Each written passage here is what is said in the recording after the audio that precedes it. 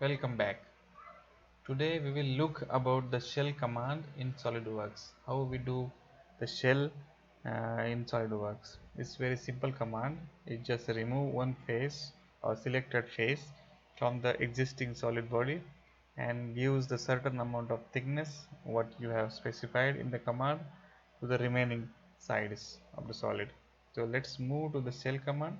You can directly go from the command manager, or you will also can go from insert feature and where is the shell. Yes, now you can see over here by default is 10 thickness, and in the blue rectangle software says the faces to remove, so you need to select the faces you would like to remove while doing the shell. So I will select this piece I would like to remove, and now yes, okay, simple. It's like a box now, very easy.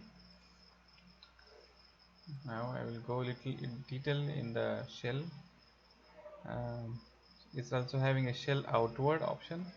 If I tick and show the preview, it says it's make the shell outside the current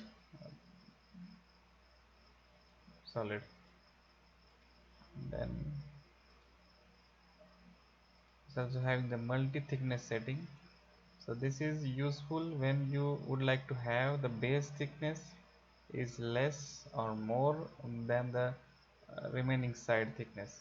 So sometimes the box you would like to design, and the generally box is little bit having box base is little bit having more thickness than the sides. So I will say this, I will go here, and you can go this. I would like to have the 20 thickness. Then you can see I can make a section. This is 20 and other sides are 10.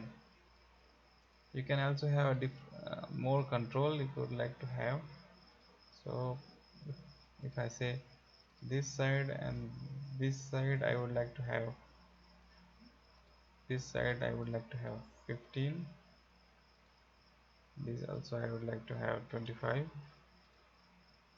make it like this is also possible. You can say this side is 15, this side is 25. So you can, there is a much flexibility they have given, you can use in different aspect in modeling. So that's it in the shell command. We will see some next more detailed command in the next video. Thank you.